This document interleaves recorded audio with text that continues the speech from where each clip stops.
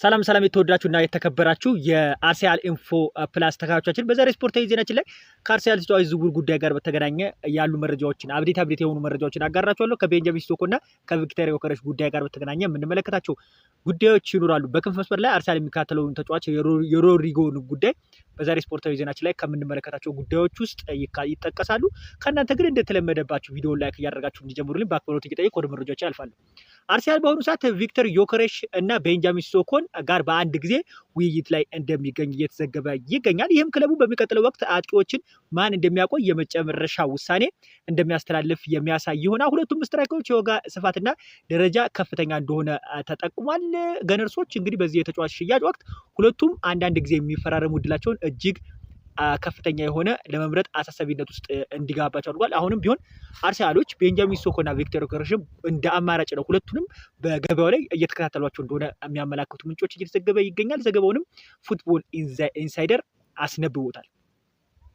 ሁለተኛው ከፍተኛ ዋጋ ያለው አጥቂ የመግዛት ኢኮኖሚ አለመግባት ቢኖርም አርሰናል በመጨረሻ ከሚያደርጋቸው በፊት ሁለቱንም አማራጭ ሙሉ ለመገብገብ ያሰበ ይመስላል። ዮከረስ ስፖርቲንግ ሊዝበን ከተቀላቀለም በኋላ ከፍተኛ አስፈላጊነት አሳይቷል። በአጭር ጊዜም በአውሮፓ ከሚገኙ ብዙ ጎሎች ከሚያስቆጥሩ ተጫዋቾች ውስጥ አንዱ ሆኗል። ያለማቋረጥ ያለውን አስፈላጊነትና አካላዊ ብቃት አስፈሪነት የሆነ አጥቂ አደጋ ፈጣሪ የፊት ለፊት መስመር አጥቂ መሆኑን ቪክተር ዮከረስ በስፖርቲንግ ሊዝበን ተመልክቶናል። በተለይ ደግሞ በስፖርቲንግ ሊዝበን ባሳለፍነው ሲዝን ድንቅ የተባለ ጊዜትን ቁጥራዊ መረጃዎችንም ገብታችሁ ስትመለከቱት ጥሩ የተባለ ጊዜ በስፖርቲንግ ሊዝበን ከማሳለፉ ጋር በተገናኘ አሁን ላይ በተለያዩ በታላላቅ አውሮፓ ክለቦች ቀልብ ውስጥ መግባት ችሏል። በሌላ በኩል የሼሽኮ ዋጋ የሚገኝበት በወጣትና በሚያስገርም እምቅ ብቃት ተሰጥኦ ያለው ተጫዋች እንደሆነ ይታወቃል። የአርቢ ላይፕዚግ አጥቂ እድገት ላይ ቢሆንም የዓለም ከፍተኛ አጥቂዎች አንዱ ሊሆን የሚችልበት ብቃቶችን አሳይቷል። የአርሰናል ፍላጎት ለሼሽኮ የረጅም ጊዜ ስትራቴጂዎችን ያሳያል። እሱም ብዙ ጊዜ በወጣት ተሰጥኦ ላይ ኢንቨስት ማድረግና ወደ ዓለም ከፍታ ማዳበር ያጠቃልላል። አርሰናሎች እንደሚታወቀው ደግሞ ቤንጃሚን ሲስኮን የፈለጉበት ዋነኛ ምክንያት ተጫዋቹ ወጣት ከመሆኑ ጋር በተገናኘ በቀጣይ ለአርሰናል በደንብ ያስፈልጋል ተብሎ ይጠበቃል። ነገር ግን አሁን ላይ አርሰናሎች በደንብ የሚያስፈልጋቸው በተለይ ደግሞ ከልምድ አንጻር ከተመለከት ነው ቪክተር ዮከረስ አርሰናል ቤት ቢመጣ እስካሁን ድረስ የተለየ ነገር የለም። አርሰናል ሙሉ ለሙሉ አሁን ላይ በደንብ ትኩረቱን በሼሽኮ ላይ ቢያደርግም ከዚህ ዘገባ ደግሞ ለመረዳት እንደምንችለው አርሰናል ሁለቱንም እንደ አማራጭነት እየገመገመና እየተከታተለ መሆኑን የሚያመላክት መረጃ ይጠቁመናል። ሁለቱም ለአርሰናል ቢመጡ በተለይ ደግሞ አርሰናል በአጥቂ ቦታ ላይ ካለበት ድክመት አንጻር ተጫዋች ማስፈረም ግዴታ ውስጥ ገብቷል። አሁን ላይ ቤንጃሚን ሲስኮና ቪክተር ዮከረስን እየተከታተለ መሆኑን ዘገባዎች ይጠቁሙናል። ስፖርት ዊትነስ ይዞት የወጣውን መረጃ ላጋራችሁ። ስፖርት ዊትነስ እንደዘገበው አርሰናል ከሁለቱ ተጫዋች ተወካዮች ጋር ውይይት እያደረገ እንደሆነ ተዘግቧል። ክለቦቹም ሁለቱን አጥቂዎች ለመከላከል ሁለቱንም መንገዶች ክፍት ለማድረግ እየሞከሩ ይገኛሉ።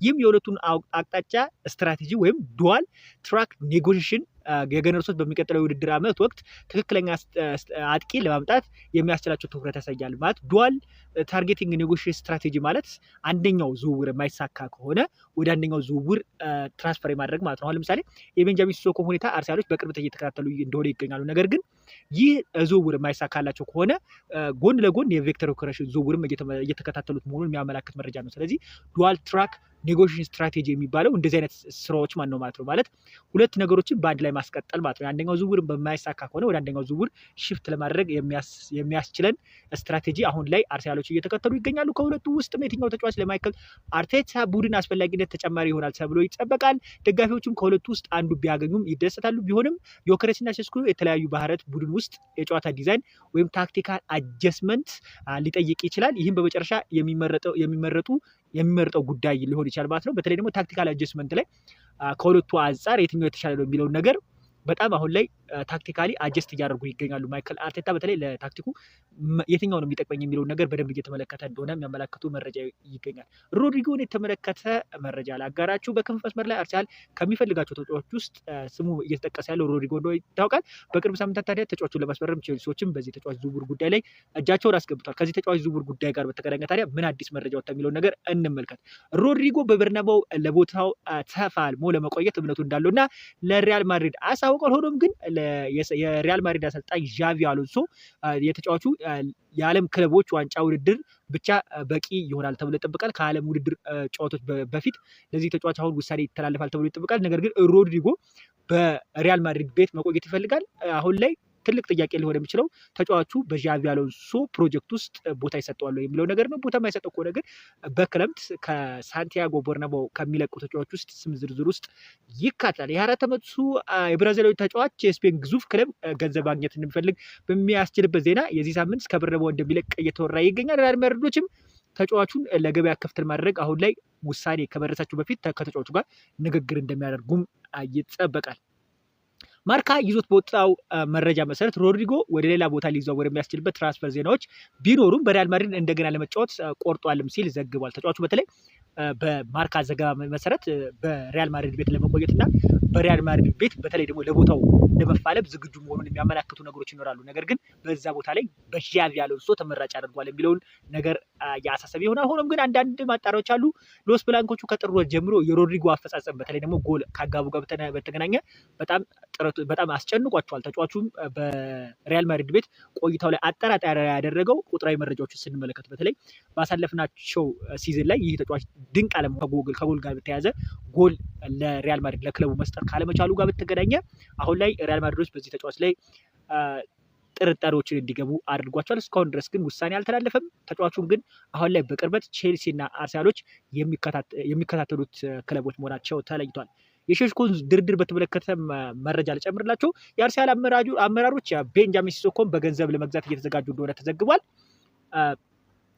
ፉትቦል ኢንሳይደር የዘገበው መረጃ እንመልከት። ፉትቦል ኢንሳይደር በዘገበው መረጃ መሰረት የአርሰናል ተጠቃሚ ምስጢራዊ ስብሰባ የተደረገ ሲሆን ከ70 ሚሊዮን ዩሮ ፓውንድ ያህል አርሰናሎች መክፈል እንዳለባቸው ስካይ ስፖርት ላይ የተጋራው መረጃ ዘግቦ በትናንትናው ዕለት ምስጢራዊ የሆነ ንግግሮችን በተለይ አንድሪያ በርታ ማድረጉን የሚያመላክት ነገር ተዘግቧል። እናም 70 ሚሊዮን ፓውንድ አርሰናሎች ለተጫዋቹ መክፈል እንዳለባቸው ተነግሯቸዋል የሚል ነገር እየወጣ ይገኛል። የአርሰናል ስፖርቲንግ ዲሬክተር አንድሪያ በርታ ከአርቢ ሌፕዚጉ ባለስልጣን ማርካ ሼቨር ጋር በተለያዩ ጉዳዮች ላይ ተጠቃሚ ኳሶች ላይ ንግግር ማድረጋቸውን ተዘግበው በትናንትናው ዕለት እንዳልኳቸው ስካይ ስፖርት ባጋራው መረጃ መሰረት በሚስጥራዊ በተባለ ስብስብ የአርሰናል ስፖርቲንግ ዳይሬክተር አንድሪያ በርታ ከአርቢ ሌፕዚጉ ስፖርቲንግ ዳይሬክተር ማርሰል ሼፈር ጋር ንግግር ማድረጋቸውን በትናንትናው ዕለት ስካይ ስፖርት ካስነበበው መረጃ መረዳት እንችላለን። ስካይ ስፖርት ጀርመን ጋዜጠኛ ፍሎሪ ፒተርበርግ አርሰናልና አርቢ ሌፕዚግ ባለስልጣኖች በቤንጃሚን ሲሶኮ ጋር ክፍያ አወቃቀርና ባሉበት ሁኔታ ላይ ሚስጥራዊ ስብሰባ ማድረጋቸውንም አስነብቧል። አርሰናል የሚፈልገው ቤንጃሚን ሲሶኮን በጊዜ ውስጥ 69 ሚሊዮን ፓውንድ መክፈል እንደሆነ ተዘግቧል። የስካይ ስፖርት ጀርመን ዘገባ አዲሱ የአርሰናል ስፖርቲንግ ዳይሬክተር አንድሪያ በርታ ከአርቢ ሌፕዚግ ባለስልጣን ማርሰል ሼፈር ጋር መገናኘቱን የሚያመላክቱ መረጃዎች ተዘግቧል። በተጨማሪም የዝርዝር ስሎቬኒያውን የፊት ለፊት መስመር አጥቂ ስምምነት ላይ የክፍያ አወቃቀሮችን መወያየት እንዳለባቸውም ተገልጿል። ወደ ሌላኛው ስፖርት መረጃችን ስናልፍ እንግዲህ አርሰናል ለሼሽኮ 75 ሚሊዮን ፓውንድ እንዲከፍል ተነግሯቸዋል። ተመራጭ የ9 ቁጥር አጥቂ የሚያስፈልጋቸው ፍላጎች ወሳኝ እርምጃ ያስፈልጋል ቢሆንም የገንዘብ እውነታዎችን አሳውቋል። ስካይ ስፖርት እንደዘገበውም አርሰናል ከአርቢ ሌፕዚግ ቤንጃሚን ሲሶኮ ጋር ድርድር ጀምሯል። ጀርመናዊ ክለብ ግን በራሱ የዋጋ ግምት ላይ መጠራጠር እንዳለባቸውና በተለይ ግትርነት ተመልክቶባቸዋል። 70 ሚሊዮን ፓውንድ ለዚህ ተጫዋች ዝውውር መክፈል እንዳለባቸው ለአርሰናል ተነግሯቸዋል። በቀጣይ እንግዲህ የሚደረገው ድርድር ደግሞ ይጠበቃል። አርሰናሎች የተጫዋቹ ዝውውር ገንዘብ መጠን በድርድር ማስቀነስ እንደሚፈልጉም ተዘግቧል። ማይክል አርቴታ በፊት ለፊት መስመር አጥቂ ላይ የሚያበረታቱ ተጫዋች ለማምጣት ቁርጠኛ በመሆኑ ሼሽኮ ቅድሚያ ያለው ግምት አግኝቷል። ይሁን እንጂ ብቁ የሆኑ ዋጋ ሳይከፈል ለ21 ዓመቱ ተጫዋች የሚያስፈልገውን ድርድር ማጠናቀር አስቸጋሪ ሆኗል። እንደ ሜል ስፖርት ዘገባ የአርቢ ሌፕዚግ ስፖርቲንግ ዳይሬክተር ማርሰል ሼፈር ለአርሰናል ተመሳሳይ ኃላፊ አንድሪያ በርታ ተነግሯቸዋል። የ21 ዓመቱ ተጫዋች 75 ሚሊዮን ፓውንድ ክፍያ እንደሚፈልግም አርቢ ሌፕዚጎች አሳውቀዋል። ከቤንጃሚን ሲሶኮ ጉዳይ ጋር በተገናኘ ያለው መረጃ ይህንን ይመስላል ማለት ነው። አርቢ ሌፕዚጎች ባህላዊ እንግዲህ በተለይ ደግሞ ተጫዋች በመሸጥ ላይ በጣም ፍጹም የሆነ ባህላዊ የሆነ መንገድ የሚከተሉት በአብዛኛው ጊዜ ተጫዋቾችን በማሳደግ ከተጫዋቾቹ በጣም ትርፍ የሚያገኝ ክለብ እንደሆነ ይታወቃል። በተለይ ብዙ ወጣት ተጫዋቾችን ማፍራት የሚችል ክለብ እንደሆነ ይታወቃል። እናም ከአርሰናሎች ጋር አሁን በቀጣይ የሚደረገው ንግግር እጅጉኑ ተጠባቂ ያደርጓል ማለት ነው። በቀጣይ አርሰናሎች በዚህ ተጫዋች ጉዳይ ላይ የሚያደርጉት ንግግር እጅጉኑ የሚጠበቅ ይሆናል። በክረምት የዝውውር መስኮት ከሚካተሏቸው ተጫዋቾች ውስጥ አንደኛው ተጠቃሽ የሚያደርገው እንዳልኳቸው ሮድሪጎን በተመለከተ አርሰናሎች ጥሩ የተባለ እርምጃዎችን እየተንቀሳቀሱ መሆናቸውን ተዘግቧል።